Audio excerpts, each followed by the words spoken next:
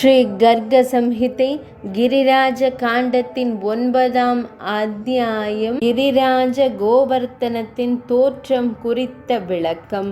பகுலாஸ்வ மன்னர் கூறினார், முனிவர் தேவரிஷி நாரத மாமுனிவரே, மலைகளின் அரசர் என்றும் பகவான் ஸ்ரீஹரிக்கு மிகவும் பிரியமானவர் என்றும் அர்ஷவ்யர் கூறுகிறார். இதற்கு இணையான வேறு எந்த ஆலயமும் இல்லை.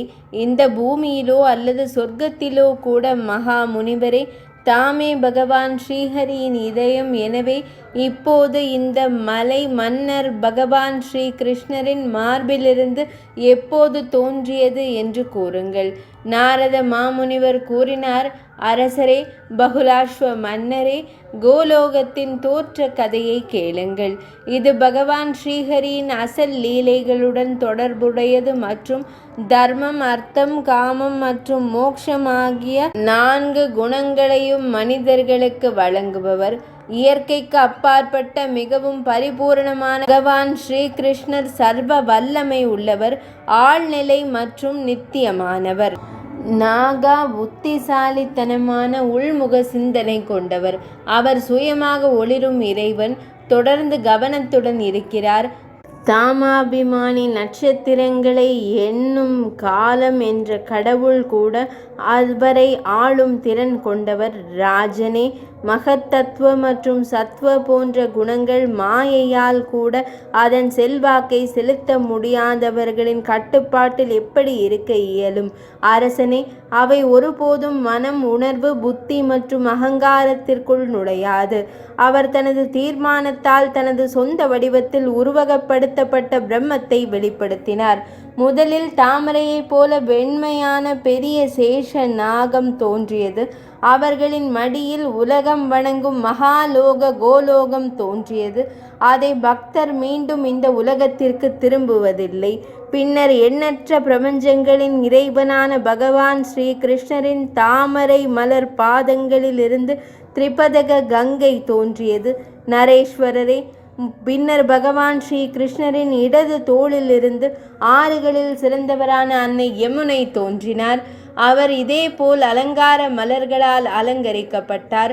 அச்சிடப்பட்ட தலைப்பாகையின் அழகு போல பின்னர் பகவான் ஸ்ரீஹரியின் 2 கணுக்கால்களில் இருந்தும் கணுக்கால் அல்லது முழங்கால்கள், ஹேமரோன்கள் மற்றும் பல்வேறு வகையான அலங்காரங்களின் குழுவை கொண்ட ஒரு தெய்வீக ராச மண்டலம் தோன்றியது. இதற்கு பிறகு பகவான் ஸ்ரீ கிருஷ்ணர் மகாத்மா ஸ்ரீ கிருஷ்ணரின் 2 பாதங்களில் இருந்தும் தோட்டம் தோன்றியது. இது கூட்ட அரங்குகள், முற்றங்கள், தெருக்கள் மற்றும் மண்டபங்களால் சூழப்பட்டது. அந்த பூங்கா வசந்தத்தின் இனிமையை கொண்டிருந்தது. காக்கைகளின் கரப்பான் பூச்சி எல்லா இடங்களிலும் இருந்தது. அது மயில்கள், தேனீக்கள் மற்றும் பல்வேறு ஏரிகளால் அலங்கரிக்கப்பட்டு சேவை செய்யப்பட்டது. அரசனே, பகவானின் 2 முழங்கால்களில் இருந்தும் ஸ்ரீ பிருந்தாவனத்தின் சிறந்தவர் முழு காட்டிலும் தோன்றினார். அதே நேரத்தில் பரமாத்மாவின் 2 பரிசோதனைகளில் இருந்தும் லீலா சரோவரம் தோன்றியது. அவரது இடுப்பு பகுதியிலிருந்து தெய்வீக ரத்தினங்களால் பதிக்கப்பட்ட ஒரு பிரகாசமான தங்க நிலம் தோன்றியது. மேலும் அவரது வயிற்றின் முடிகள் பரந்த மாதவி கொடிகளாக மாறின. பல்வேறு வகையான பறவைகளின் கூட்டங்களின் படர் தாமரைகளில் சத்தமிட்டு கொண்டிருந்தன. சலசலக்கும் தேனீக்கள் படர் தாமரைகளை அலங்கரித்தன. அவை அழகிய மலர்கள் மற்றும் பழங்களின் எடையால் கொடிகள் வளைந்தன. அதேபோல் உன்னத குடும்பங்களின் மகள்கள் வெட்கத்தாலும் பணிவாலும் வணங்கினர். ஆயிரக்கணக்கான தாமரைகள் இறைவனின் தொப்புளிலிருந்து தோன்றி ஹரிலோக ஏரிகளை அலங்கரித்தன. இறைவனின் திரிவாலி பகுதியிலிருந்து ஒரு மென்மையான மற்றும் குளிர்ந்த காற்று வெளிப்பட்டது. வடமதுரை மற்றும் துவாரகை ஆகிய 2 நகரங்களும் அவரது கழுத்தின் கழுத்து எலும்பிலிருந்து வெளிப்பட்டன. பகவான் ஸ்ரீஹரியின் 2 கரங்களில் இருந்தும் ஸ்ரீ தாமரை போன்ற 8 மலர்கள் பிறந்தனர். மணிக்கட்டுகளிலிருந்து நந்த தோன்றினார். கரத்தின் நுனியிலிருந்து உபநந்தன் தோன்றினார். பகவான் ஸ்ரீ கிருஷ்ணரின் கரங்களின் வேர்களிலிருந்து அனைத்து விருஷபானு தேவர்களும் தோன்றினர். நரேஸ்வரரே, அனைத்து கோபர்களும் பகவான் ஸ்ரீ கிருஷ்ணரின் முடியிலிருந்து பிறந்தனர். பகவான் ஸ்ரீ கிருஷ்ணரின் மனதிலிருந்து பசுக்களும் நீதிமான்களும் தோன்றினர். மிதிலேஸ்வரரே, அவர்களின் ஞானத்திலிருந்து புல் மற்றும் புதர்கள் தோன்றின. இறைவனின் இடது தோளில் இருந்து ஒரு மிக உயர்ந்த பிரகாசமான கௌர் தேஜா தோன்றியது. அதிலிருந்து லீலா, ஸ்ரீ பூதேவி, விரஜா மற்றும் பிற ஹரி பிரியர்கள் தோன்றினர். இறைவனின் அன்பிற்குரிய தேவி ஸ்ரீ ராதை லீலாவதி அல்லது லீலா என்று மற்றவர்களுக்கு அறியப்படுகிறார். தேவி ஸ்ரீ ராதையின் இரு கரங்களிலிருந்தும் 2 காம கிளத்திகள், அதாவது தேவி விசாகா மற்றும் தேவி லலிதா தோன்றினர். நரேஸ்வரரே, மற்ற துணை கோபியர்கள் அனைவரும் தேவி ஸ்ரீ ராதையின் முடியிலிருந்து தோன்றியுள்ளனர். இவ்வாறு மதுசூதனன் கோலோகத்தை உருவாக்கினார். பகவான் ஸ்ரீ கிருஷ்ணர் கோலோகத்தை உருவாக்கி மகிழ்ந்தார். அரசனே, இந்த வழியில் தனது முழு உலகத்தையும் படைத்த பின்னர் எண்ணற்ற பிரபஞ்சங்களின் ஆட்சியாளரான பகவான் ஸ்ரீஹரி உயர்ந்தவர், உயர்ந்த கடவுள், பரிபூர்ண கடவுள் தேவி ஸ்ரீ ராதையுடன் அங்கு தோன்றினார். ஒரு நாள் அந்த கோலோகத்தில் அழகான ராச மண்டலத்தில் ஒலிக்கும் புல்லாங்குழல்களின் இனிமையான ஒலி எதிரொலித்து கொண்டிருந்தது. அங்கு முக்த பால் மரங்களின் சரங்களிலிருந்து அமிர்த மழை பொழிந்ததால் முற்றம் ஒரு அழகான விதானத்தில் தொங்கிக் கொண்டிருந்தால் பெரிய அமிர்த துளிகளால் அலங்கரிக்கப்பட்டது. மாலதியின் மார்பகங்களிலிருந்து தானாகவே பாயும் அமிர்தத்தாலும் வாசனையாலும் அது இனிமையாகவும் நறுமணமாகவும் இருந்தது. மிருதங்கம், தால்த்வாவனி மற்றும் வான்ஷிநாத் எல்லா இடங்களிலும் பரவியிருந்த இடத்தில் யார் இனிமையாக இருந்தார்கள். ஆடப்பட்ட பாடல்களால் அது மிகவும் வசீகரமாக தோன்றியது. அழகிகளின் அமிர்தத்தால் நிரம்பியிருந்தது. மிகவும் வசீகரிக்கும் தன்மை உடையதாக இருந்தது. அதன் நடுவில் இருந்த தேவி ஸ்ரீ ராதை இதயத்தின் அன்பான கோடி அழகுடைய ஜெகன் மோகனின் அமிர்தத்தை கொடுப்பதில் திறமையான ஒரு பார்வையுடன் ஆழ்ந்த குரலில் கூறினாள். ஸ்ரீ ராதை கூறினார், பிரபஞ்சத்தின் அதிபதியே, ராசத்தில் என் அன்பில் நீங்கள் மகிழ்ச்சி அடைந்தால் என் இதயபூர்வமான பிரார்த்தனையை தங்களிடம் தெரிவிக்க விரும்புகிறேன். இறைவன் கூறினார், அன்பே, எனது உன்னுடையது, நீ விரும்பும் எதையும் என்னிடம் கேட்பாய். உன் அன்பினால் அடைய முடியாததை கூட நான் உனக்கு தருவேன். தேவி ஸ்ரீ ராதை கூறினார், பிருந்தாவனத்தின் யமுனை நதிக்கரையில் தெய்வீக தோட்டத்தின் ஓரத்தில் ரசத்திற்கு தகுதியான ஒரு ஒதுக்குப்புறமான அழகான இடத்தை வெளிப்படுத்துங்கள். கடவுளே, அதுதான் என் விருப்பம். நாரத மாமுனிவர் கூறினார், அரசே, அப்படியானால் அப்படியே ஆகட்டும் என்கிறார். இதை கூறிக்கொண்டே இறைவன் தனது தாமரை விழிகளால் அவரது இதயத்தை கண்டு தனிமையில் விளையாடுவதற்கு ஏற்ற இடத்தை குறித்து சிந்தித்தார்.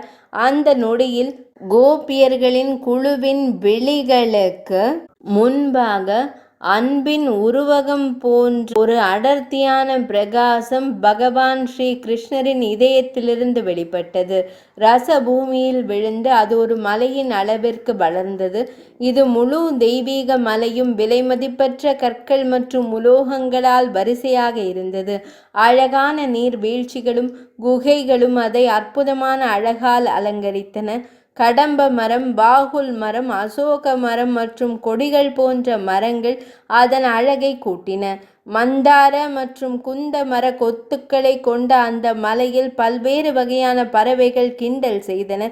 விதேகத்தின் அரசரே, ஒரே நொடியில் மலை 1,00,000 யோஜனைகள் அகலமாகவும் அதேபோல் 1,00,000 யோஜனைகள் நீளமாகவும் விரிவடைந்தது. அதன் உயரம் 50 கோடி யோஜனைகளை எட்டியது. 50 கோடி யோஜனைகள் பரப்பளவில் இருந்த அந்த மலை யானைகளின் அரசரின் பாதுகாப்பில் என்றென்றும் இருந்தது. அது சமமாக நிலையாக தோன்றத் தொடங்கியது. மிதிலேஸ்வரரே, அதன் 100கணக்கான சிகரங்கள் மில்லியன் கணக்கான யோஜனைகள் குறுக்கே பிரகாசிக்கத் தொடங்கின. அந்த சிகரங்கள் கோவர்த்தன மலையை அலங்கரித்தன. ஒரு உயரமான அரண்மனை உயர்ந்த தங்க கலசங்களால் அலங்கரிக்கப்பட்டதைப் போலவே. சில அறிஞர்கள் அந்த மலையை கோவர்த்தனம் என்றும் மற்றவர்கள் அதை சதஸ்ருங்க என்றும் அழைக்கிறார்கள். இவ்வளவு பெரியதாக இருந்த போதிலும் மலை ஆர்வத்தால் வளரத் தொடங்கியது. இது கோலோகத்தை பயத்தால் நிரப்பியது. எல்லா இடங்களிலும் குழப்பம் நிலவியது. இதை கண்ட பகவான் ஸ்ரீஹரி எழுந்து தனது கரங்களால் அதை விரைவாக கடிந்து கொண்டு, ஏன் ரகசியமாக வளர்கிறாய்? உலகம் முழுவதையும் மூடிய பின்னர் நீ குடியேறி விட்டாயா? இந்த உலகங்கள் இங்கே வசிக்க விரும்பவில்லையா என்று கேட்டார். இதை கூறி பகவான் ஸ்ரீஹரி அதை அமைதிப்படுத்தி அதன் வளர்ச்சியை நிறுத்தினார். அந்த சிறந்த மலை தோன்றுவதைக் கண்டு தேவி ஸ்ரீ ராதை மிகவும் மகிழ்ச்சி அடைந்தார். அரசரே, அவள் அதன் ஒதுக்குப்புறமான இடத்தில் பகவான் ஸ்ரீஹரியுடன் தன்னை அலங்கரிக்கத் தொடங்கினாள். இவ்வாறு இந்த கிரிராஜர் பகவான் ஸ்ரீ கிருஷ்ணரால் ஈர்க்கப்பட்டு இந்த பிரஜ மண்டலத்திற்கு வந்துள்ளார். இது மிகவும் புனிதமானது. கொடிகள் மற்றும் புதர்களிலிருந்து இருண்ட ஒளியை தாங்கிய இந்த சிறந்த மலை மேகம் போல இருண்டது மற்றும் கடவுள்களுக்கு பிரியமானது.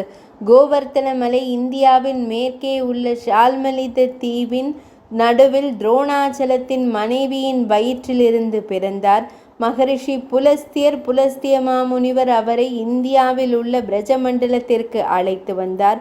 விதேக அரசரே, கோவர்த்தனத்தின் வருகையை குறித்து நான் ஏற்கனவே தங்களிடம் கூறியுள்ளேன். முதல் கோலோகத்தில் அது ஆவலுடன் வளரத் தொடங்கியது போல எங்கேயும் வளர்ந்தால் அது பூமிக்கு ஒரு மறைப்பாக மாறும். இதை எண்ணி துரோணரின் மகன் கோவர்த்தனத்தை ஒவ்வொரு நாளும் சோர்வடைய செய்ய முனிவர் அதனை சபித்தார். ஸ்ரீ கர்க சம்ஹிதையின் கிரிராஜ காண்டத்தின் 9ஆம் அத்தியாயமான நாரத பகுலாஸ்வ சம்பாதத்தில் உருவான கிரிராஜ கோவர்த்தனத்தின் தோற்றம் என்று தலைப்பிடப்பட்ட 9ஆம் அத்தியாயம் இனிதே நிறைவடைந்தது.